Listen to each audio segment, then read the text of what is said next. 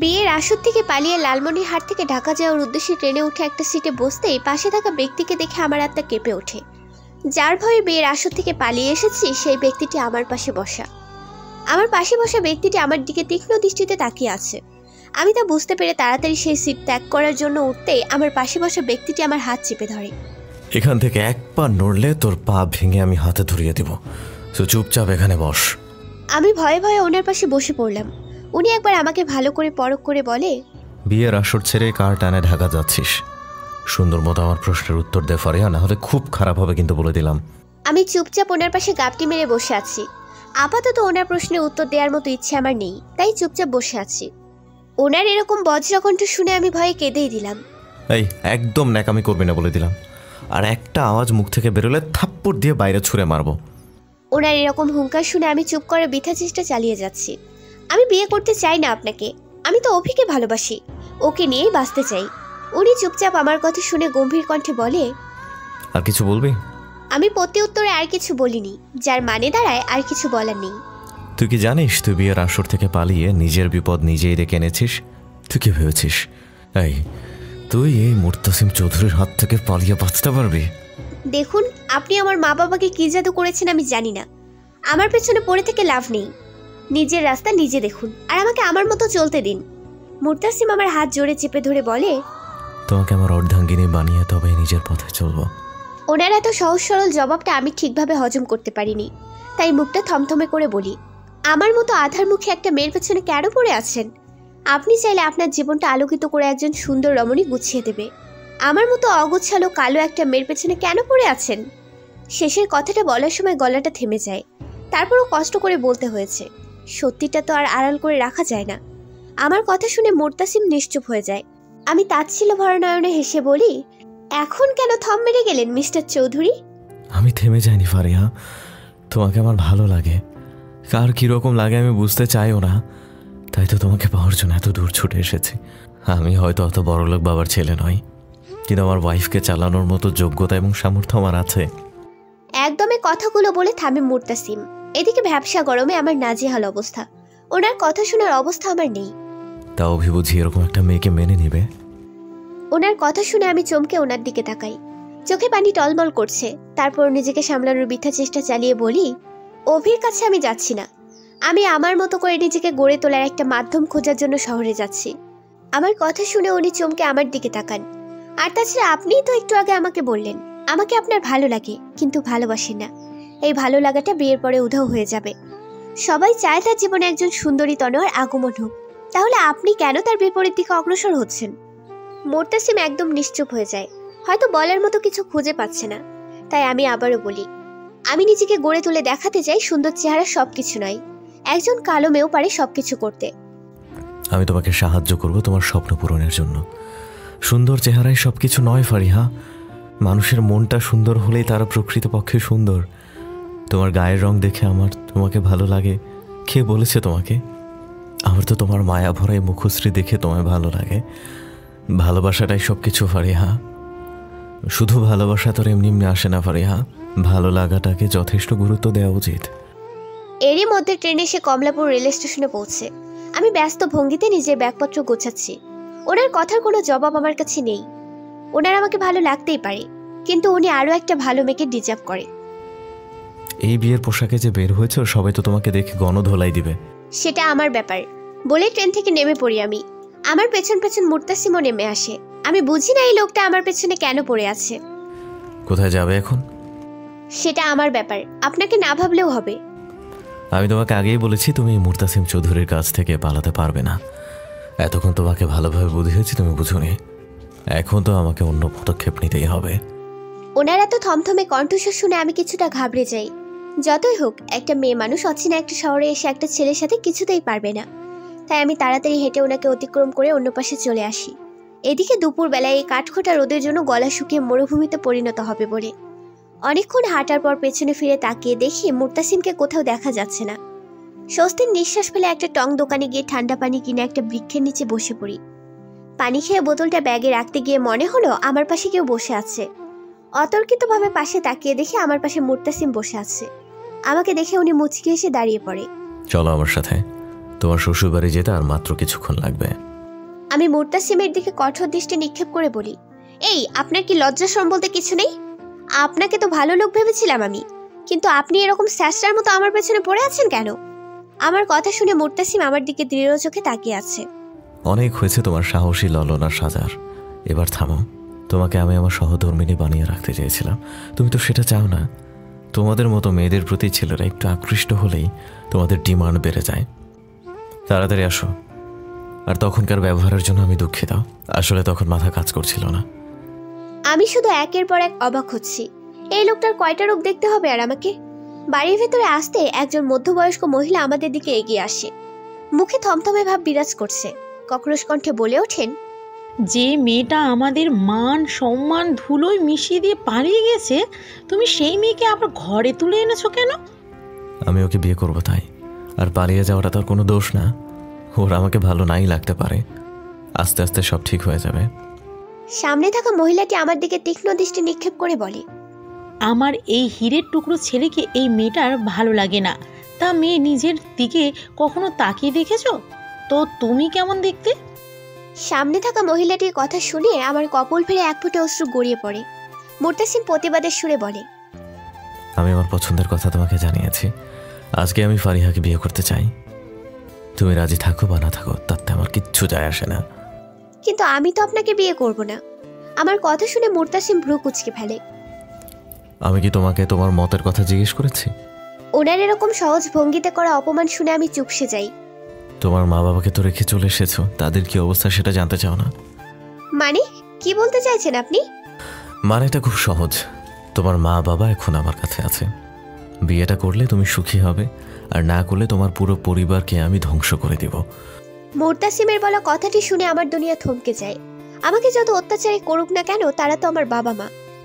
ফারিহাদের বাড়ি থেকে এখনো বাবার আসেনি? ওনার আম্মু আমার দিকে আর চোখে তাকিয়ে না বলে, শোনো ফারিহা, তোমাদের বাড়ি থেকে তোমার বোন আসলেই আমাদের বিয়েটা শুরু হবে। বাবা তোমার বোনকে নিয়ে আসছে, তাই বিয়ের প্রিপারেশন নাও। বলেই মুর্তাসিম ওপরে চলে যায়। মধ্যবয়স্ক মহিলাটি এখনো আমার দিকে কটমট চোখে তাকিয়ে আছে। তা মেয়ে, আমার ছেলেকে কি জাদু করেছো যে তোমার মতো একদম একটা বিশ্রী মেয়ের পিছনেও পড়ে আছে? আমি নিচের দিকে তাকিয়ে আছি, কিছু বলার মতো ভাষা আমার কাছে নেই। পাশ থেকে আমার বয়সী একটা মেয়ে বলে ওঠে, মা, তুমি চুপ করবে? মেয়েটা কিরকম মায়াবী সেটা খেয়াল করেছো? শোনো ফারিয়া, তুমি আমার সাথে চলো। ওনার মা মুখ বাঁকিয়ে চলে যায়। তুমি কিছু মনে করো না ফারিয়া, মা একটু এরকমই, তুমি আমার সাথে চলো। বলেই আমাকে নিয়ে সিঁড়ি বেয়ে উপরে উঠে একটা রুমে এনে বসিয়ে দেয় মেয়েটা। আধা ঘন্টা ধরে একটা রুমে বসে আছি আমি।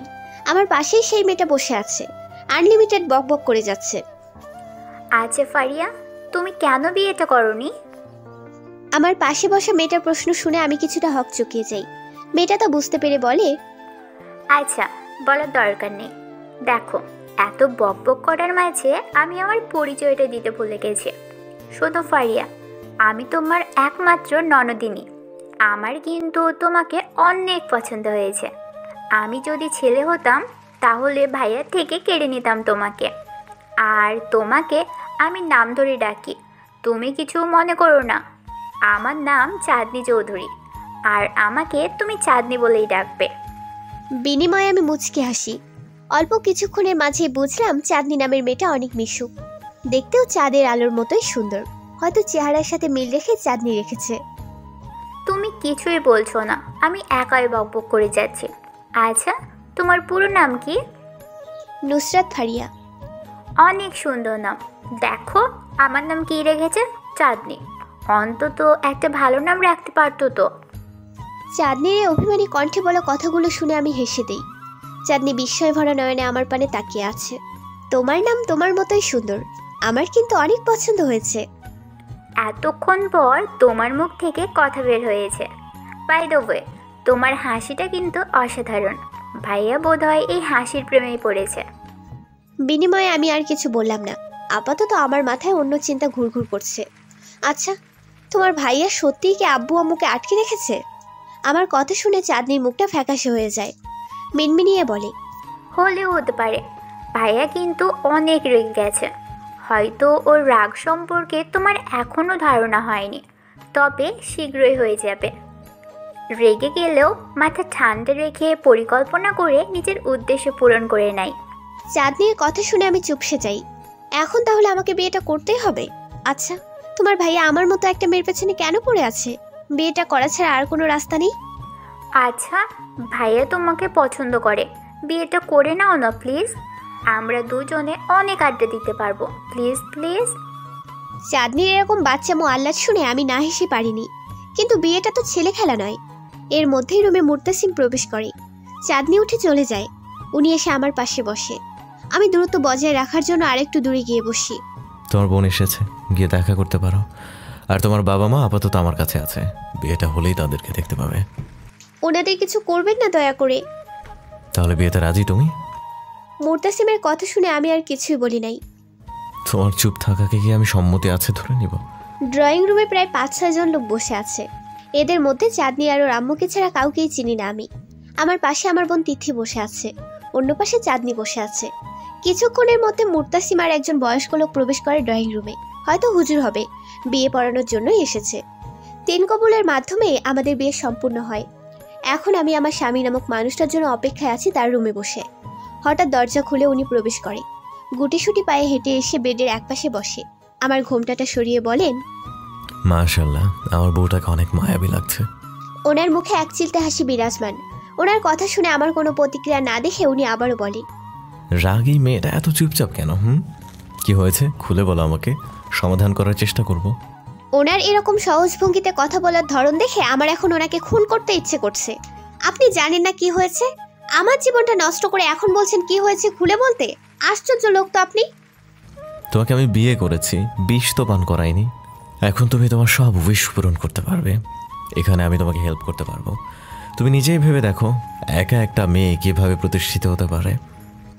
ওনার কথা শুনে আমার ভ্রুযুগল আপনা আপনি কুঁচকে গেল। আপনি আমাকে কি বোঝাতে চাইছেন এখানে? মেয়েরা কেন কিছু করতে পারবে না? মেয়েরা ছেলেদের থেকে কম কিসে যে জীবনে কিছু করতে হলে ছেলেদের সাহায্য নিতে হবে? আমি তোমাকে সেটা বলতে চাইনি। একটা মেয়ে একটা ছেলের থেকে কোনো দিক দিয়ে পিছিয়ে নেই, কিন্তু সোসাইটি তো সেটা মানতে রাজি না। একটা মেয়েকে যদি কোনো দিক থেকে একটু উন্নতি করতে দেখে, তখন আমাদের সমাজ মেয়েটার নামের আগে দুশ্চরিত্রা ট্যাগটা লাগিয়ে দেয়। তারা এটা বোঝে না উন্নতি মানে শুধু নষ্টামি না, এগুলো করেই হয় না, ঠিকভাবেও হয়। তাই তো একটা মেয়ের পাশে হয় তার স্বামী অথবা তার বাবা নামক একটা ছায়া থাকা উচিত। তুমি যদি এখনও আমাকে তোমার শত্রু ভাবো, তাতে আমার কিচ্ছু করার নেই। হয়তো আমি তোমাকে বোঝাতে ব্যর্থ হয়েছি, তবে একটা কথা মনে রেখো, এক কথাই বল। হয়তো ছোটবেলা গল্প হিসেবে পড়েছো, কিন্তু এখন জীবনে রিয়ালাইজ করতে পারবে।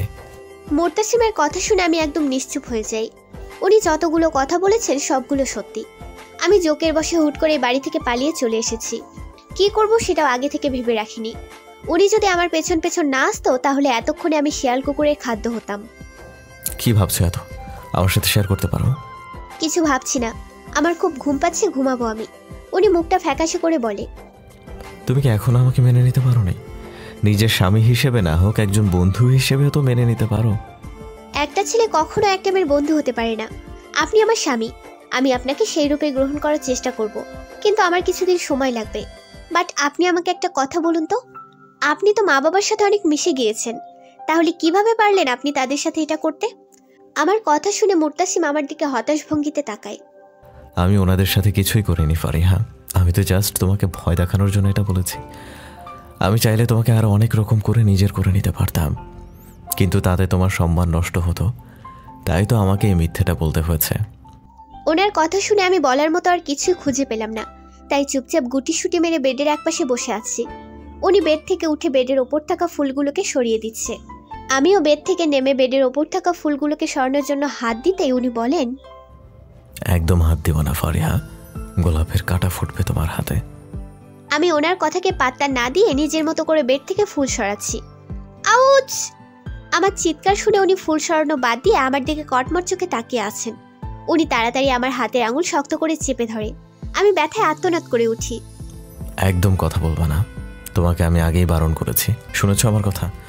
এখন তোমার হাতের কি হবে বলো? গোলাপের কাঁটা আছে বিষাক্ত।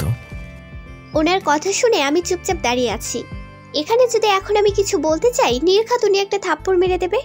এদিকে ব্যথায় আমার আঙুল শিনশিন করছে। মুর্তাসিম আমার হাত চেপে ধরে রেখেছে যেন রক্ত বের না হয়, তাই পাশে থাকা টি টেবিল থেকে পানি গ্লাসে ঢেলে দিয়ে বলে, পানির ভিতরে হাত রাখো, ব্যথা একটু হলেও কমবে। আমি ফ্রিজ থেকে বরফ নিয়ে আসি। বলে উনি চলে যান। আমি গ্লাস নিয়ে বেলকনিতে এসে আস্তে আস্তে হাতে পানি দিতেছি, এর মধ্যে উনি বরফ নিয়ে হাজির হয়। গাধা একটা, তোমাকে বলেছি গ্লাসের ভেতরে আঙুল ঢুকিয়ে রাখতে। কমেছে তোমার হাতের ব্যথা?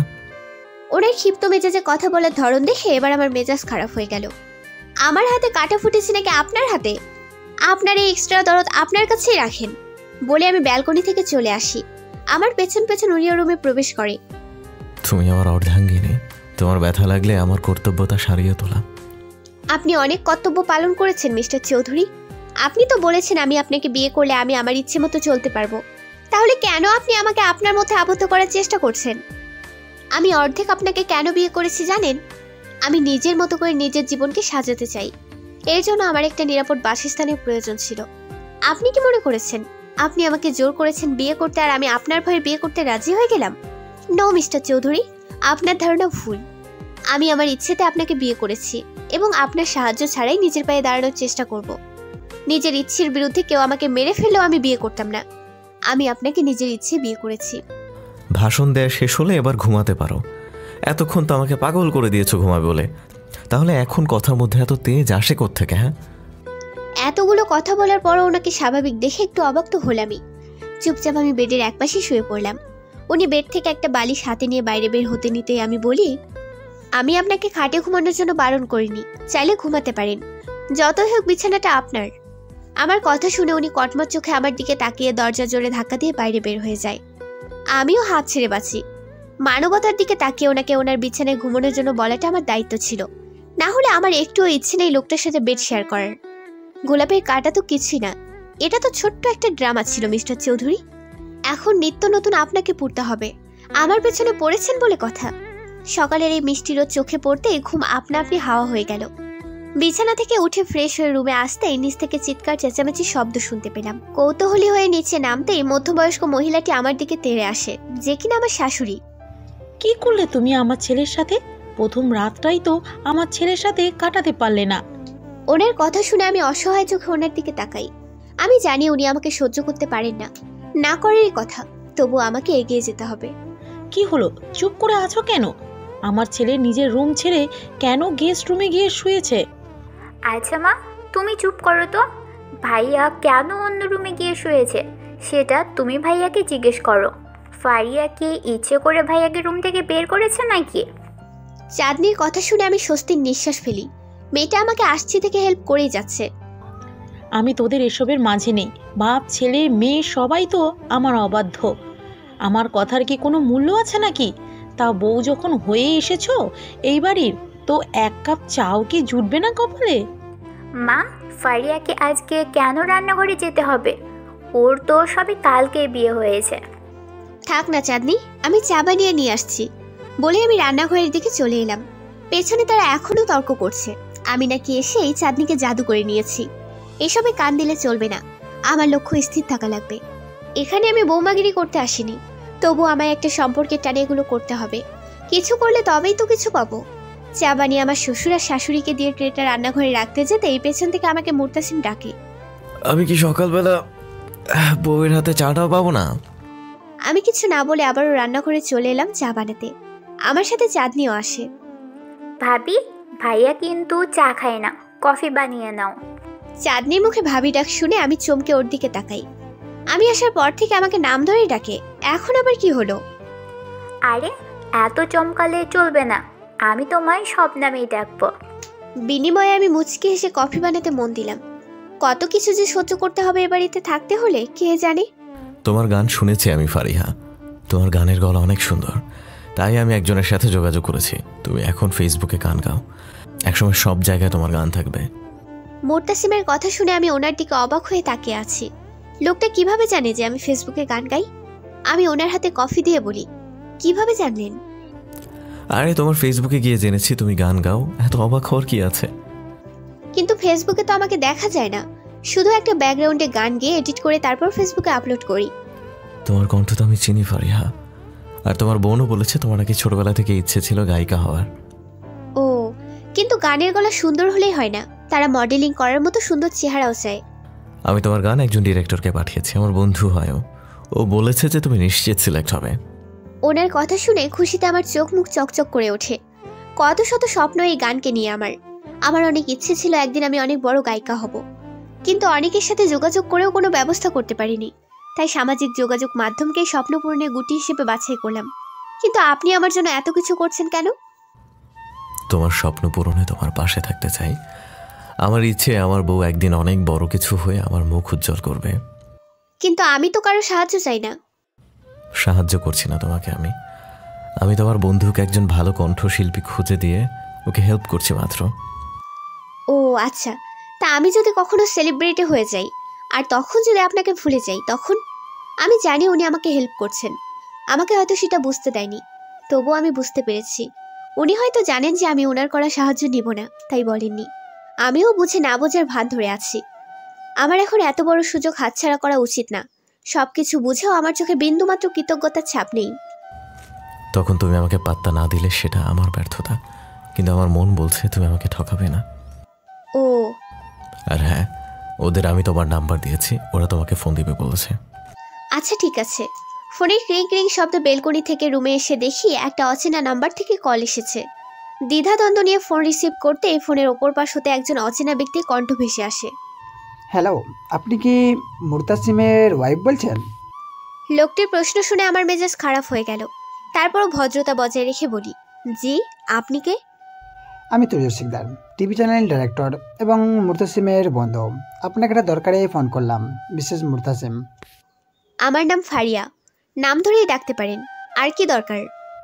আপনার গান আমি শুনেছি, আমাদের একটা অনুষ্ঠানে আছে, সেখানে যদি আপনি গান গাইতে চান তবে আমাকে বলবেন।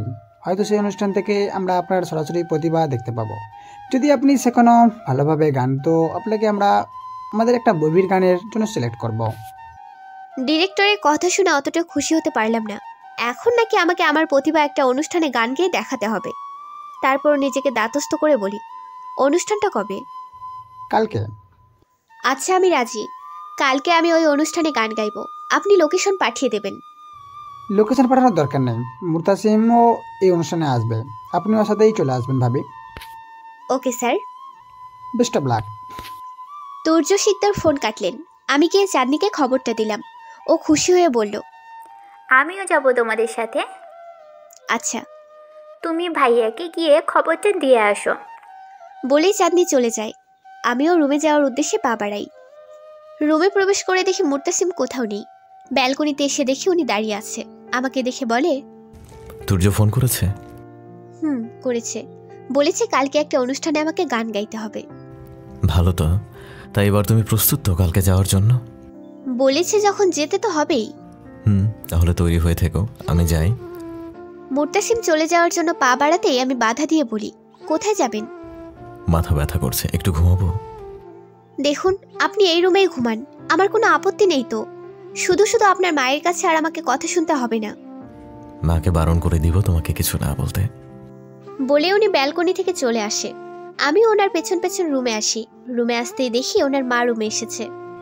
মুরতাসিম বাবা, তোর মুখটা এরকম শুকিয়ে গিয়েছে কেন বাবা?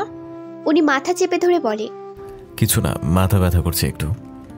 আমার শাশুড়ি চিন্তিত কণ্ঠে বলে, সে কি বাবা, এই অসময়ে মাথা ব্যথা করছে কেন? উনি কোনো উত্তর না দিয়ে বিছানায় শুয়ে পড়েন। ওনার মা আমাকে ধমকে বলে, এই মেয়ে, দাঁড়িয়ে দাঁড়িয়ে কি দেখছো? দেখো না ছেলেটার মাথা ব্যথা করছে, মাথাটা একটু মালিশ করে দিতে পারো না? আমি তীক্ষ্ণ দৃষ্টি নিয়ে ওনার দিকে তাকাই। মাথা ব্যথা না চাই? ওনার মা আমার দিকে জিজ্ঞাসু দৃষ্টিতে তাকিয়ে আছে। কিছু বলছো নাকি? না, আমি কি কিছু বলতে পারি নাকি? ঠিক আছে, তুমি আমার ছেলের মাথাটা একটু টিপে দাও। না মা, লাগবে না, আমি ঠিক আছি। ওনার কথা শুনে আমি দাঁতে দাঁত চেপে বলি, না, আপনার তো মাথা ব্যথা, আপনি কিভাবে ঠিক থাকেন? মা, আপনি চিন্তা করবেন না, আপনার ছেলের মাথা ব্যথা কিছুক্ষণ পর আর থাকবে না, আপনি নিশ্চিন্তে থাকুন। আমার কথা শুনে উনি অদ্ভুত নয়নে আমার পানে তাকিয়ে আছে। আমি দেখেও না দেখার ভান করে ওনার মাথা টিপে দিতে ব্যস্ত হয়ে গেলাম। ওনার মা কিছুক্ষণ থেকে চলে যান। আমার মাথা ব্যথা ভালো হয়ে গেছে তোমার হাতের ছোঁয়া পেতে। ঢং করবেন না, আপনার মায়ের কাছে তো এখনো ভালো হয়নি। ঢং দেখানোটা মেয়েদের কাজ, ছেলেদের না, বুঝলে মেয়ে? ওনার কথা শুনে আমি অবাক হয়ে ওনার দিকে তাকিয়ে আছি। কত নামে ডাকে আমায়, কখনো নাম ধরে আবার কখনো মেয়ে বলে। কখনো তো ডিরেক্ট তুই করেই কথা বলে, আপনি এভাবে কথা বলেন কেন? কিভাবে কথা বলি? আর শোনো, কাল তোমার অনুষ্ঠানে গান গাইতে হবে। তুমি গান কোনটা গাইবে সেটা সিলেক্ট করে একটু প্রিপেয়ার করে নাও। করেছো? ওনার কথা শুনে আমার মনে পড়লো, আমি তো এখনো কোন গান গাইবো সেটাই ঠিক করিনি। না, করিনি তো। অনেক গান আছে, কোনটা রেখে কোনটা গাইবো সেটাতেই মাথা গুলিয়ে যাচ্ছে। আচ্ছা, আমি একটা সিলেক্ট করে দেবো। পছন্দ হলে গাইবো, বলেন। আমার খুব প্রিয় একটা গান, তোমারও ভালো লাগবে। অনুষ্ঠানটা যেহেতু বিয়ের, তাই গানটাও সেখানে স্যুট করবে। আরে গানটা বলুন না। দাঁড়াও, আমি ফোন থেকে বের করে দিচ্ছি। বলে উনি ওনার ফোন নিয়ে গানটা খুঁজতে ব্যস্ত হয়ে পড়ে। দেখো তো পছন্দ হয় কিনা। উনি আমার সামনে একটা গান চালিয়ে বলেন, গানটা তো সুন্দর আছে, কিন্তু আমার গলায় এটা মনে হয় না মানাবে। আরে মানাবে, তুমি জাস্ট প্র্যাকটিস শুরু করে দাও। আচ্ছা দেখি। সকালবেলা ঘুম থেকে উঠেই মুর্তাসিম রেডি হতে ব্যস্ত হয়ে পড়ে। আমি নিচে নেমে সবার জন্য চা বানিয়ে সবাইকে দিয়ে ওনার জন্য কফি বানানোর জন্য আবার রান্নাঘরে চলে এলাম। ভাবি, তুমি এখনো তৈরি হওনি কেন? আরে চাঁদনি, এখনো সময় আছে, তুমি তৈরি হয়ে নাও। তুমি একটু আমার দিকে তাকিয়ে কথা বলো। আমাকে দেখছো না? আমি তৈরি হয়ে নিচে এসেছি। আমরা সবাই রেডি হয়ে গেছি, তুমি এখনো রেডি হওনি। চাঁদনির কথা শুনে আমি ওর দিকে তাকাই। ও একদম রেডি হয়ে নিচে এসেছে। এই তো তোমার ভাইয়ের জন্য কফিটা বানিয়ে রেডি হতে যাব। আচ্ছা, তা তুমি কি শাড়ি পরবে? না চাঁদনি, শাড়ি পরে কিভাবে নিজেকে সামলাবো? না, তোমাকে শাড়ি পরতেই হবে, না হলে তোমাকে বিবাহিত লাগবে না। পরে তোমাকে সব ছেলেরা টেনে নিয়ে যাবে। চাঁদনির কথা শুনে আমি ফিক করে হেসে দেই। মেয়েটা পারেও বটে সিরিয়াস টাইমে মজা করতে। আচ্ছা, শাড়ি পরবো। ওকে ভাবি। বলে আমাকে চাঁদনি জড়িয়ে ধরে। অনুষ্ঠানে পৌঁছাতে পৌঁছাতে প্রায় 12:30 বেজে গেছে। মুর্তাসিম আর চাঁদনি হাঁটতে হাঁটতে প্রায় অনেক সামনে চলে গেছে। আমি শাড়ির জন্য ভালো করে হাঁটতে পারছি না। এই ফারিয়া, তাড়াতাড়ি আসো। চাঁদনির কথা শুনে মুর্তাসিম পেছন ফিরে তাকায়। এই, তুমি এত আস্তে হাঁটো কেন? এই শাড়ি পরে হাঁটলে আস্তেই হাঁটতে হবে। মুর্তাসিম আমার কাছে এগিয়ে এসে বলে, পড়ে গেলে আমি ধরার জন্য আছি তো সুইট হার্ট। এত আস্তে হাঁটলে তো ডিরেক্টর সাহেব তোমাকে বাছাই করার আগেই বহিষ্কার করে দিবে। এই না না, আমি জোরে হাঁটছি। বলে তাড়াতাড়ি হাঁটতে নিতেই শাড়ির সাথে পা আটকে পড়ে যেতে নিতেই মুর্তাসিম আমার কোমর জড়িয়ে ধরে। ওয়াও, রোমান্টিক ব্যাপার স্যাপারে কেন যে আমি কাবাব মে হাড্ডি হতে চাই। চাঁদনির কথা শুনে আমার হুঁশ আসে। আমি তাড়াতাড়ি নিজেকে সামলে নিয়ে ওনার কাছ থেকে সরে পড়ি। আপনি আমাকে ধরলেন কেন? আমার কথা শুনে উনি সরু চোখে তাকিয়ে থাকে আমার দিকে। তো তুমি পড়ে গিয়ে যখন হাত পা ভাঙতে, তখন তো তোমাকে আমারই কোলে নিতে হতো। অন্তত নিজে বাঁচার জন্য হলেও তোমাকে আমার ধরা দায়িত্ব ছিল। ওনার কথা শুনে আমি কাঁদো কাঁদো মুখে বলি, অদ্ভুত আপনি, সব কথা এত মিথ্যে যুক্তি পান কোথা থেকে? আমার বউকে খুশি করার জন্য হলেও আমাকে মিথ্যা যুক্তি দেখাতে হবে। দাঁড়িয়ে আছো কেন? চলো এখন। আপনিই দাঁড়িয়ে আছেন, হুদাই আমাকে বকাবকি করছেন। আচ্ছা চলো এখন। বলে মুর্তাসিম আমার হাত ধরে হাঁটা শুরু করে। আমি ওনার সাথে তাল মিলিয়ে হাঁটার চেষ্টা করি। হ্যাঁ মুর্তাসিম ব্রো, কেমন আছিস? এই তো ভালো আছি। তোর অনুষ্ঠানের কি অবস্থা? এই তো ভালোই। ভাবি যদি গান গাই তাহলে আরও ভালো হবে। আমরা বোনের বিয়েতে আমার ইচ্ছে ছিল অনেক বড় বড় শিল্পীদের আমন্ত্রণ করা হবে, কিন্তু ভাবি যখন একজন শিল্পী, তাই আমি আর কাউকে ডাকিনি। আচ্ছা, আমি তার জন্য তোর কাছে চিরকৃতজ্ঞ থাকবো, বলেছি তো। তুর্য শিকদার মাথা চুলকিয়ে বলে, কৃতজ্ঞ থাকা লাগবে না, তোর বোনকে আমার হাতে তুলে দে এবার। তোর বোনের রাস্তা তো ক্লিয়ার করে ফেলেছিস তুই। আমি এক কোণে দাঁড়িয়ে দাঁড়িয়ে ওনাদের খুনসুটি দেখছি। হঠাৎই তুর্য শিকদার আমাকে ডাক দেয়। জি স্যার, কিছু বলবেন? এই ভাবি, আমাকে একদম স্যারটার রাখবেন না, কিছুক্ষণ পরেই কিন্তু আপনার ডাক পড়বে, তাই তৈরি থাকবেন। আচ্ছা ভাইয়া। সবাই সবার মতো বিয়ে বাড়িতে আনন্দ করছে, আমি আর চাঁদনি একটা টেবিলে বসে আছি। হ্যাঁ লেডিস অ্যান্ড জেন্টলম্যান, আজকে আমরা একমাত্র বোন শিলা শিকদারের বিয়ে উপলক্ষে আমাদের একটা গান গেয়ে শোনাবেন Mrs Tursaim Chowdhury. So Mrs Chowdhury, আপনি যদি প্লিজ স্টেজে চলে আসুন আর আমাদের বিয়ের বাড়িটাকে একটু হইহুল্লোড়ে মাতিয়ে তুলুন। তুর্য শিকদারের কথা শুনে আমি কিছুটা অপ্রস্তুত হয়ে পড়ি। হঠাৎ আমার হাতটা কেউ শক্ত করে পরম স্নেহে আগলে ধরে। পাশে তাকিয়ে দেখি মুর্তাসিম দাঁড়িয়ে আছে। এত নার্ভাস হওয়ার কিছু নেই ফারিয়া, আমি জানি ইউ ক্যান ডু ইট। ওনার কথা শুনে আমার বুকের ওপর থেকে মস্ত বড় একটা পাথর সরে গেছে। কখনো কেউ আমাকে এভাবে সাহস দেয়নি।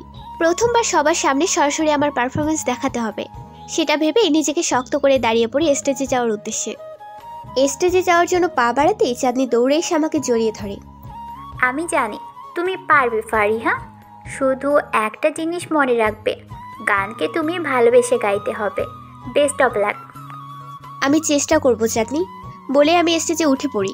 আমি স্টেজে উঠতেই তুর্য শিকদার এগিয়ে আসেন। তো ফারিয়া ভাবি, আপনি তৈরি তো? জি ভাইয়া। তো শুরু করে দেন আপনার মিষ্টি কণ্ঠের গান। বলেই তুর্য শিকদার আমার দিকে মাইক্রোফোন এগিয়ে দেয়। আমি একবার স্টেজে কোণে দাঁড়িয়ে থাকা মুর্তাসিমের দিকে তাকাই। কেমন উদ্গ্রীব দৃষ্টিতে তাকিয়ে আছে আমার দিকে। নিজেকে দাঁতস্থ করে গান শুরু করার বৃথা চেষ্টা চালিয়ে যাচ্ছি। কেমন অদ্ভুত একটা ফিলিংস হচ্ছে আমার। না না না তেরে না না না তেরে না না না তেরে না, ভালোবেসে আমি বারে বার তোমারেও মনে হারাবো, এ জীবনে আমি যে তোমার, মরণেও তোমারই রব, তুমি ভুলো না আমার নাম, তুমি চোখের আড়াল হও, কাছে কি বা দূরে রও, মনে রেখো আমিও ছিলাম, মন তোমাকে দিলাম, এই প্রেম তোমাকে দিলাম, তুমি চোখের আড়াল হও, কাছে কি বা দূরে রও, মনে রেখো আমিও ছিলাম, মন তোমাকে দিলাম, এই প্রেম তোমাকে দিলাম। বকুলের মালা শুকাবে, রেখে দেব তার সুরভি, দিন গিয়ে রাতে লুকাবে, মোছো না কো আমার ছবি, আমি মিনতি করে গেলাম, তুমি চোখের আড়াল হও, কাছে কি বা দূরে রও, মনে রেখো আমিও ছিলাম, মন তোমাকে দিলাম, এই প্রেম তোমাকে দিলাম। না না না তেরে না না না তেরে না না না তেরে না। গান শেষ হওয়ার সাথে সাথে চারপাশ কড়াতালিতে মেতে উঠেছে। আমি স্টেজ থেকে নামতে নিতেই আমার সামনে বিয়ের কোণে এসে দাঁড়াই। আমি জাস্ট অবাক হচ্ছি গানটা শুনে। তুমি সত্যি চমৎকার গেয়েছো। কালকে যখন ভাইয়া আমাকে বলেছে আমার বিয়ের অনুষ্ঠানে কোনো বড় শিল্পী আসবে না, তখন আমার মেজাজ অনেক খারাপ হয়ে গেছে, বাট সেটা এখন তুমি ঠিক করে দিয়েছো। শিলা শিকদারের চোখ মুখ খুশিতে চকচক করছে। আমার মাঝে অদ্ভুত এক ভালো লাগা কাজ করছে। জীবনে সরাসরি কাউকে আনন্দ দিতে পারবো গান গেয়ে কল্পনার বাহিরে ছিল, কিন্তু সেটা এখন বাস্তবে পরিণত হয়েছে। আমি নম্র স্বরে ওনাকে ধন্যবাদ দিয়ে স্টেজ থেকে নেমে পড়ি। আমাকে নামতে দেখে মুর্তাসিম এগিয়ে আসে আমার কাছে। নার্ভাস লেগেছে? গান কেমন লেগেছে না বলে এগুলো কি বলেন? দাঁত দিয়ে হালকা জিভ কাটল উনি, যার অর্থ চরম ভুল হয়ে গেছে। আমাদের একসাথে দেখে চাঁদনিও এগিয়ে আসে। উনি কিছু বলার আগেই চাঁদনি টিপ্পনি কেটে বলে, ভাবি তুমি তো সেলিব্রিটি হয়ে গেছো, তোমাকে তো টিভিতে দেখাবে। এই অনুষ্ঠানটা তো সেই মানুষের না, ডিরেক্টর তুর্য শিকদারের একমাত্র বোন ওরূপে মেকআপ আর্টিস্ট শিলা শিকদারের বিয়ে বলে কথা। ধমকে উঠল মুর্তাসিম বোনের কথা শুনে। তখন থেকে ফালতু বকে যাচ্ছিস, ওকে একটু রেস্ট নিতে দে। মুর্তাসিমের কথা শুনে তুর্য শিকদার সায় দিয়ে বলে, মেয়েদের কাজই তো ভালো ফ্যাচ করা। তুর্য শিকদারের কথা শুনে চাঁদনি ওর দিকে তীক্ষ্ণ দৃষ্টিতে তাকায়। মনে হয় তার চোখের আগুনে ভস্ম করে দেবে। ওদের এত খুনসুটি দেখে আমি স্মিত হাসি। আমাদের এবার যাওয়া উচিত। আমার কথার মাঝে দুর্যশিক তার ফোরন কেটে বলে, নো ভাবি, আপনি এভাবে যেতে পারেন না। আপনি এই প্রথম বর এবং একমাত্র ননদকে নিয়ে এখানে এসেছেন। বিয়ের অনুষ্ঠান শেষ হওয়া পর্যন্ত অন্তত আপনাদের থাকতেই হবে। কি বলিস মুস্তাসিম? উনিও দুর্যশিকদারের কথার সাথে সায় মিলিয়ে বলে, হ্যাঁ একদম ঠিক বলেছিস। বিয়ের পরেই প্রথম বউকে নিয়ে একটু ঘুরতে বেরিয়েছি। তোর মাথা ব্যথা ঠিক হয়ে যাবে। ওনাদের কথা শুনে আমি অসহায় ভরা নয়নে সবার দিকে তাকিয়ে আছি। অনুষ্ঠান শেষ হতে হতে প্রায় 5:30 বেজে গেছে। আমি চাঁদনি আর উনি বিয়ে বাড়ি থেকে বের হয়ে গাড়িতে উঠতে নিতেই উনি বলেন, ফারিহা, চাঁদ আইসক্রিম খাবে? ওনার কথা শুনে চাঁদনি লাফিয়ে ওঠে। আমিও এক পায়ে দাঁড়িয়ে রাজি হয়ে গেলাম। উনি পাশের একটা স্টল থেকে 2টো আইসক্রিম নিয়ে আসে। একটা আমাকে আর একটা চাঁদনিকে দিয়ে উনি গাড়ির সাথে হেলান দিয়ে দাঁড়িয়ে পড়ে। আমরা আইসক্রিম খেতে খেতে অন্য পাশে চলে এলাম। আচ্ছা ভাবি, ভাইয়া আইসক্রিমের কথা বলে নিজের জন্য কিনলো না কেন? আমি ওর কথা শুনে ভাবুক ভঙ্গিতে বলি, তোমার ভাইয়ার হয়তো আইসক্রিম পছন্দ না, তাই। না, ওর আইসক্রিম খুব পছন্দের। তুমি বরং গিয়ে ওকে জিজ্ঞেস করো আইসক্রিম খাবে কিনা। আচ্ছা চলো। চাঁদনি ফোন নিয়ে ব্যস্ত ভঙ্গিতে বলে, তুমি যাও না প্লিজ, আমার একটা ইম্পর্ট্যান্ট কল করা লাগবে। আমি বাধ্য হয়ে ওনার কাছে চলে এলাম। এসে দেখি উনি গাড়ির সাথে হেলান দিয়ে খুব যত্ন সহকারে সিগারেট মুখে দিয়ে দাঁড়িয়ে আছে। আমাকে দেখে সিগারেট মুখ থেকে বের করে বলে, চাঁদ কই? আর এখানে কেন এসেছো ওকে একা রেখে? ওনার কথা শুনে আমি মিনমিনিয়ে বলি, চাঁদনিই তো বললো আপনার আইসক্রিম পছন্দের, তাই তো আমি এনেছি। আমার কথা সম্পূর্ণ শেষ হতে না দিয়ে উনি বলেন, আইসক্রিম তো দুটোই কিনেছি। তুমি কি তোমার এই আধ খাওয়া আইসক্রিমটা আমাকে খাওয়ার জন্য বলছো? ওনার কথা শুনে আমি কপট রাগ দেখিয়ে বলি, এই সিগারেট না খেয়ে আমার এই খাওয়া আইসক্রিম খাওয়া অনেক ভালো। আর আমি আমার আইসক্রিম থেকে আপনাকে ভাগ দেবো কেন? আমি তো এমনি এসেছি। আমার কথার মাঝে আমার হাতে থাকা আইসক্রিমটিতে উনি ঝুঁকে এসে কামড় বসিয়ে দেয়। ওনার এই কাণ্ড দেখে আমি হতভম্ব হয়ে যাই। পরক্ষণে ওনার মুখের দিকে তাকিয়ে ফিক করে হেসে দেই। এই হাসছো কেন? আমি নিজের হাসিকে নিয়ন্ত্রণে এনে বলি, আপনার মুখে আইসক্রিম লেগে আছে। তো তুমি শাড়ি পরেছো কেন? তোমার ওই শাড়ির আঁচল দিয়ে আমার মুখের আইসক্রিম মুছে দাও। ওনার আবদার শুনে আমি আবারও হেসে দেই। আমি পারবো না বলে চলে যেতে নিতেই উনি আমার শাড়ির আঁচল ধরে রাখেন। আশ্চর্য তো, আপনি বাচ্চাদের মতো এমন করছেন কেন? আমার কথার কোনো উত্তর না দিয়ে উনি আমার শাড়ি দিয়ে আয়েশ করে মুখ মুছে নেন।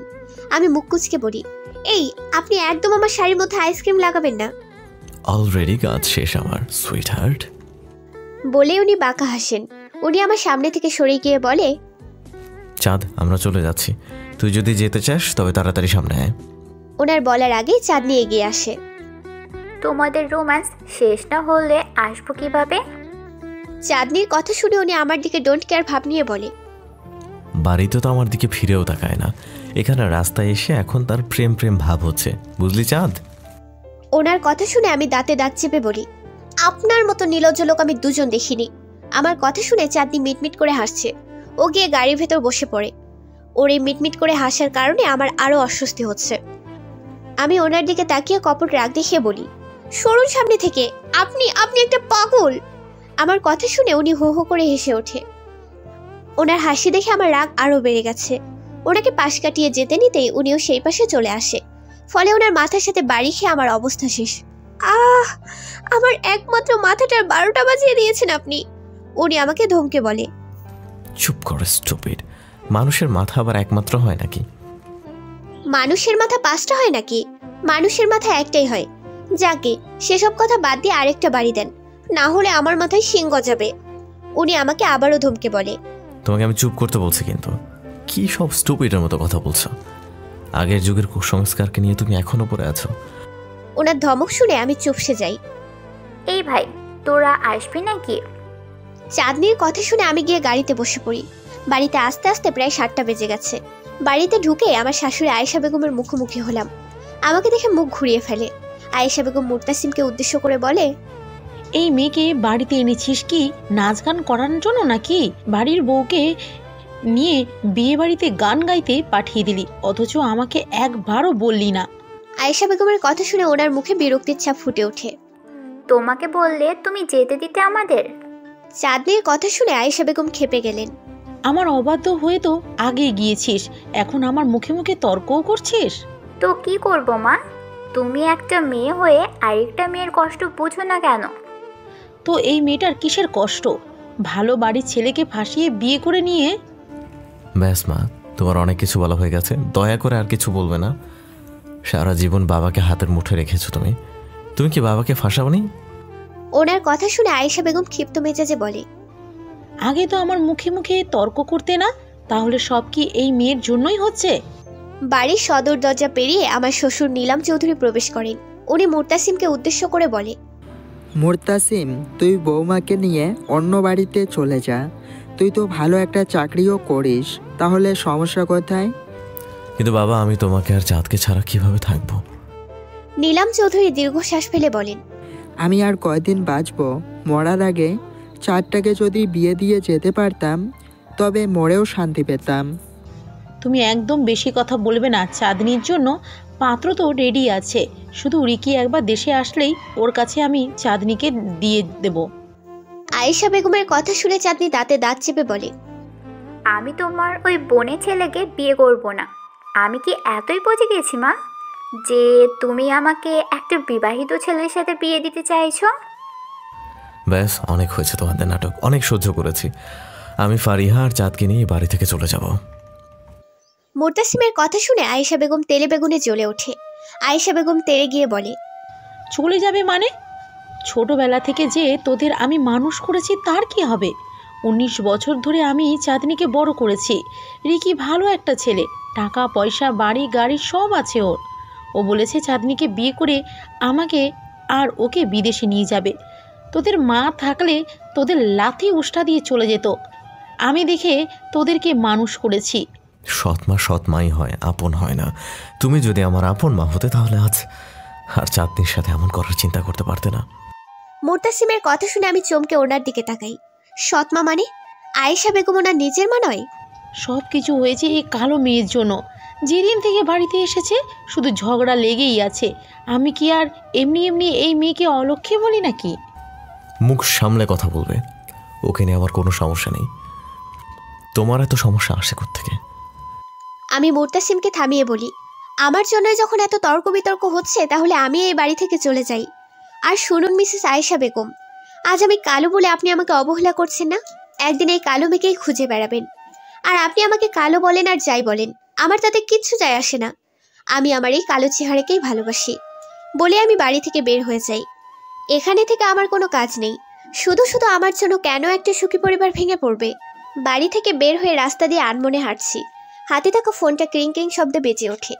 তুর্য শিকদারকে ফোন দিতে দেখে আমি একটু অবাক হয়ে যাই। ভাবি, আপনার জন্য গুড নিউজ আছে। আমাদের নতুন মুভিটার গান আপনাকে গাইতে হবে। তুর্য শিকদারের কথা শুনে খুশিতে আমার চোখে পানি চলে আসে। এখন যদি উনি আমার পাশে থাকতো, তাহলে হয়তো আমার থেকে বেশি খুশি হতো। হঠাৎ একটা হাত সযত্নে আমার চোখের পানি আলতো হাতে মুছে দেয়। চোখ খুলে দেখি মুর্তাসিম আমার সামনে দাঁড়িয়ে আছে। ওনাকে দেখে আমি কিছুটা ভ্যাবাচেকা খেয়ে যাই। পরক্ষণে নিজেকে সামলে বলি, আপনি এখানে কেন এসেছেন?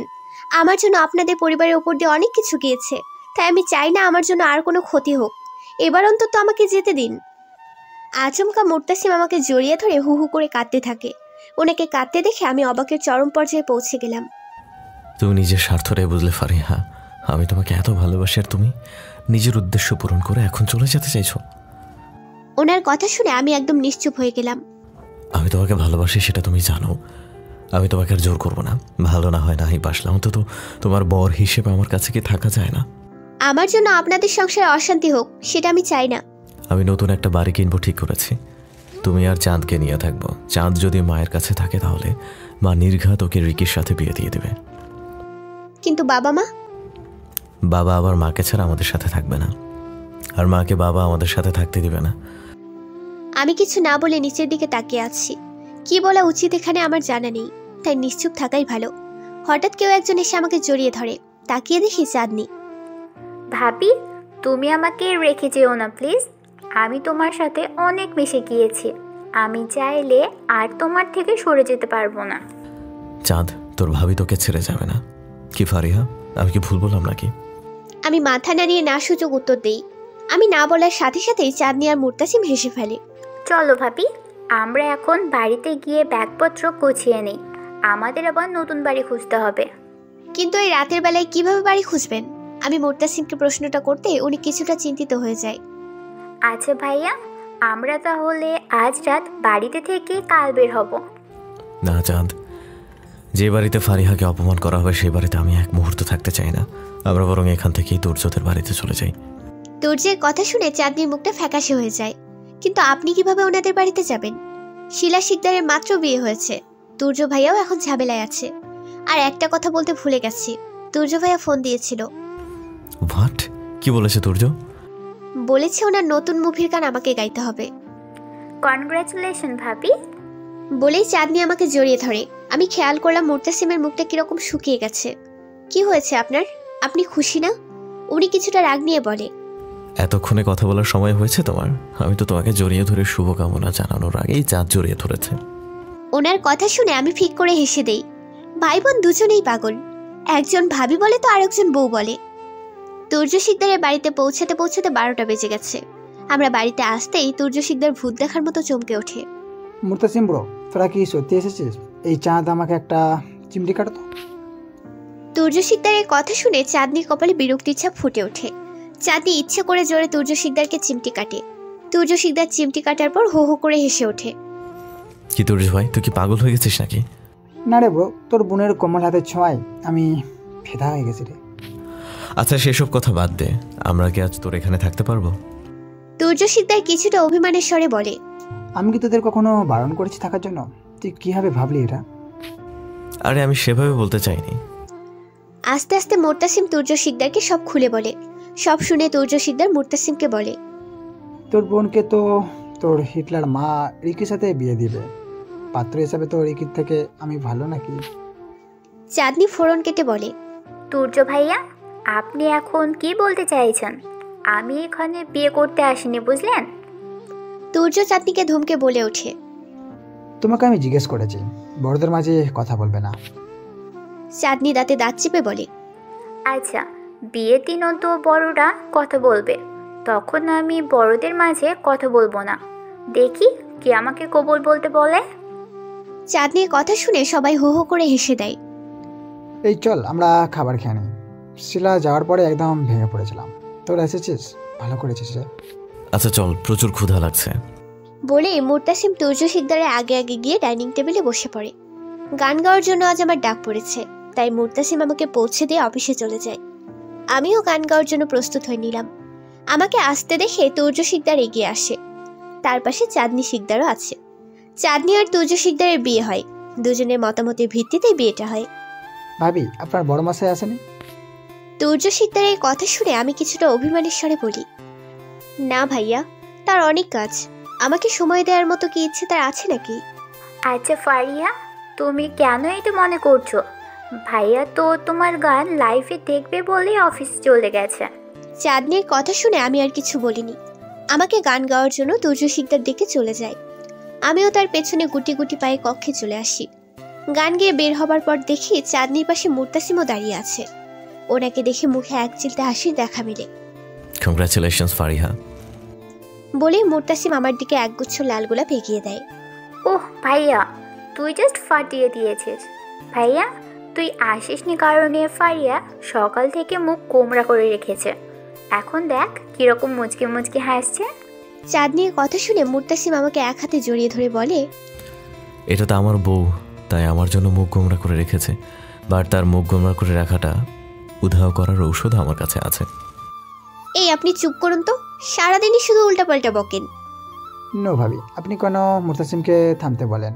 এই মুর্তাসিম, তোর বউয়ের মন ভালো করার ঔষধটা আমাদের একটু দেখ। মুর্তাসিম ভাব নিয়ে বলে, যদি আমি মন ভালো করার ঔষধ দেখাই তাহলে আজ আর আমাকে ঘরে জায়গা দেবে না। তোদের বরং আজ ট্রিট দিয়ে চুপ করিয়ে রাখি। চাঁদনি খুশি হয়ে বলে, আজ একদম পেট ভরে খেয়ে দে, তারপর তোকে ছাড়বো। সবাই চাঁদনির সাথে তাল মিলিয়ে রেস্টুরেন্টে চলে আসে। সবার খাওয়া দাওয়া শেষে যে যার বাড়িতে চলে যায়। আমি আর মুর্তাসিমও বাড়ির উদ্দেশ্যে রওনা দেই। গাড়িতে বসে মুর্তাসিমকে বললাম যে পাশে একটা লেক আছে, সেখানে যাওয়ার জন্য। মুর্তাসিম প্রথমে রাজি না হলেও পরে আমার জোড়াজুড়িতে রাজি হয়। একদম পানিতে পা দেওয়া যাবে না বলে দিলাম।